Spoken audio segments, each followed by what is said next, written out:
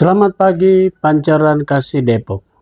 Bapak, Ibu, Saudara-saudara, dan anak-anak yang diberkati Tuhan, seluruh warga jemaat GPIB Pancaran Kasih Depok. Shalom, embun di pagi hari.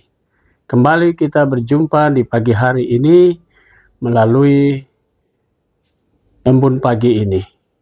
Tentu kita semua patut mengucap syukur bahwa karena kasih setia dan penyertaan Tuhan sajalah Ibu bapak, saudara-saudara, dan saya serta anak-anak semuanya dapat menikmati tidur malam dalam lindungan Tuhan, dan pagi hari ini dengan anugerah dari Tuhan Yesus kita dapat kembali melihat hari yang baru. Karena itu sebelum kita memulai seluruh aktivitas kita hari ini, saya mengajak ibu bapak semua untuk bersama dengan anak-anak kita mendalami firman Tuhan. Mari kita tundukkan kepala, kita berdoa. Bapa di surga, kembali kami datang kepadamu, bersyukur atas semua karunia dan berkat yang Tuhan Yesus berikan. Pagi ini kami mau memberi diri kami untuk Tuhan penuhi kami dengan Roh Kudus-Mu. Saat kami akan membaca Alkitab yang mengandung firman Allah, kami merenungkannya dalam tuntunan Roh Kudus, sehingga kami mengerti akan firman-Mu, dan firman-Mu menjadi pedoman dalam hidup kami. Bersabdalah ya Tuhan, kami semua sudah siap mendengarkannya. Amin. Bapak, Ibu, Saudara-saudara, dan anak-anak yang diberkati Tuhan, bacaan kita pagi hari ini terambil dalam kitab Perjanjian Lama, kitab Ester pasal 4, ayatnya yang pertama sampai yang kelima, dan penekanannya pada ayatnya yang pertama, yang berkata demikian. Setelah mengetahui semua yang terjadi itu, Mordekai mengoyak pakaiannya serta memakai kain kabung dan abu. Kemudian ia keluar berjalan di tengah-tengah kota sambil menangis dengan nyaring dan pedih. Demikian sabda Tuhan. Judul yang menjadi landasan renungan kita berkata, berdoa bagi sesama. Ibu bapak, saudara-saudara, dan anak-anak yang diberkati Tuhan. Kalau kita belajar dari kepribadian Mordekai, sesungguhnya Mordekai kalau dia mau ambil kesempatan, begitu banyak kesempatan dia untuk dia berada pada posisi yang lebih baik. Mordekai yang sangat dekat dengan Ester keponakannya, tentu saja dia bisa untuk mendapatkan perlindungan, dan dia hanya memikirkan dirinya sendiri tanpa dia peduli dengan kaum Yahudi atau saudara-saudaranya orang Yahudi. Dia bisa selamatkan dirinya, dia bisa berada di zona nyaman. Tetapi seorang Mordekai adalah seorang yang tidak mementingkan diri sendiri. Dia sangat peduli dan care terhadap orang-orang Yahudi. Di saat satu perencanaan jahat untuk memusnahkan orang Yahudi, maka Mordekai merasa dirinya bertanggung jawab dalam hal ini. Maka dia memberikan sikap diri, berkabung, dan kemudian dia berdoa dengan suara yang nyaring, sehingga seluruh tempat di wilayah itu orang Israel, orang Yahudi pun turut berdoa, turut berkabung dengan situasi di mana diturunkannya perintah untuk memusnahkan orang-orang Yahudi. Saudara-saudara yang Tuhan Yesus kasihi, Mordekai adalah seorang yang benar-benar dipakai oleh Tuhan, sehingga dia tidak memperlihatkan dirinya untuk selalu memikirkan diri sendiri, tapi dia berusaha untuk tetap menopang dan menolong saudara-saudaranya, kaum Yahudi, untuk supaya terlepas, terbebas dari hukuman yang disampaikan oleh Haman kepada Raja Ahasiweros.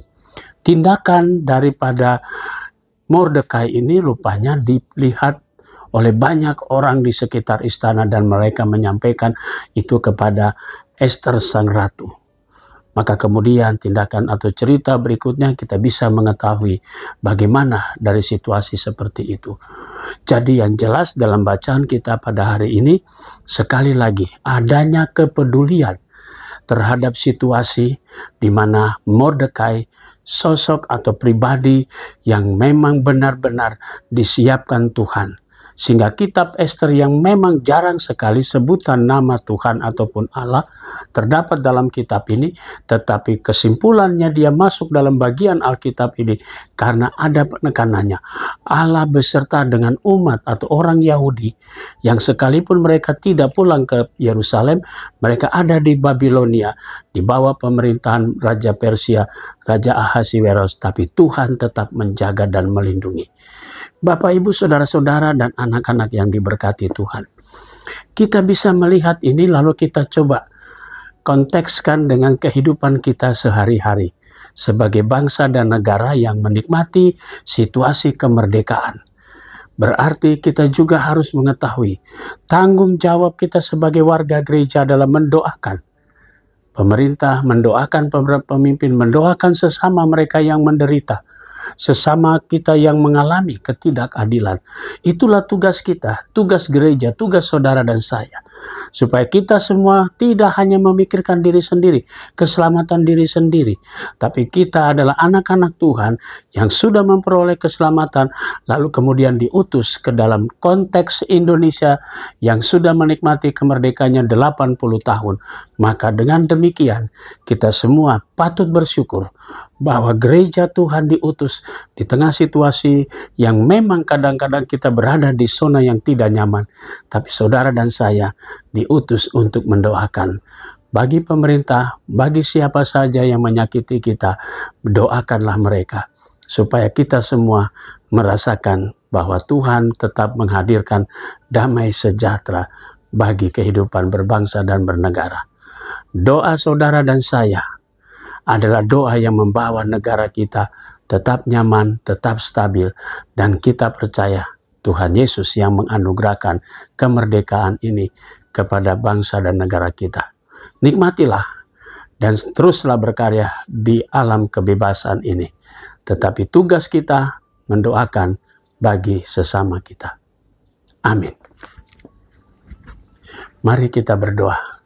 Bapa di surga, kami bersyukur kepadamu atas segala berkat Tuhan.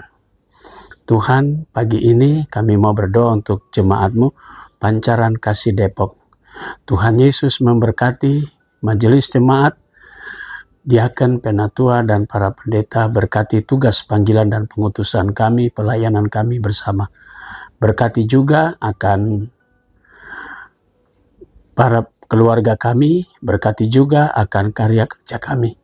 Para pendeta emeritus, pendeta gereja saudara, berkati keluarga mereka. Berkati juga akan kehidupan mereka hari lepas hari. Kami berdoa juga untuk vikaris, unit-unit misioner, badan pemeriksa perbendaharaan jemaat, demikian juga untuk pegawai kantor gereja, koster, dan keamanan. Tuhan Yesus memberkati semuanya. Kami mau berdoa untuk jemaat-Mu Pancaran Kasih Depok yang ada di sektor Sion. Tuhan memberkati keluarga Ibu Yosepin Febiola Itran, keluarga Bapak Yuli Arisandi Simanjuntak, keluarga Bapak Adri Darmaji Woko, keluarga Bapak Agus Stefanus Burnama, keluarga Bapak Ali Suryanata, dan keluarga Bapak Antonius Lumban Tobing. Tuhan memberkati keluarga-keluarga ini dengan berkat Tuhan. Kami berdoa untuk saudara-saudara kami yang dalam keadaan tubuh mereka yang lemah, untuk sektor Moria, Ibu Nursari Ningsi Betai, Ibu Yaena Sebuahia, sektor Getsemani, Bapak Anggelu Bangun, Ibu Else Sutopo Manarisip, dan Ibu Danuri. Tuhan memberkati saudara-saudara kami sehingga mereka semua mendapatkan kembali kekuatan dan pemulihannya. Kami berdoa juga untuk jemaat Tuhan yang merayakan ulang tahun ulang tahun perkawinan pada hari ini, keluarga Bapak Yarman Pamusu dan keluarga Bapak Marinus Adrianus Bubu. Tuhan memberkati sukacita saudara-saudara kami atas pertambahan usia perkawinan mereka.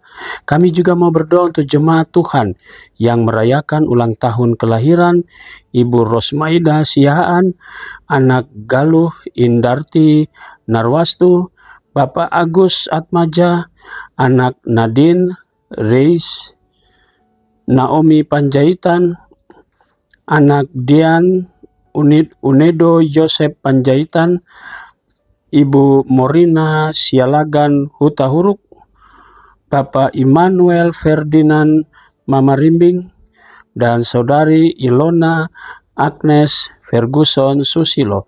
Tuhan memberkati sukacita saudara-saudara kami atas pertambahan usia mereka. Kami juga mau berdoa untuk jemaat Tuhan yang sudah lanjut usia. Tuhan Yesus berkati para janda duda dan anak-anak yatim piatu. Kami mau berdoa juga ya Bapa di surga untuk jemaat Tuhan dalam pergumulan mereka.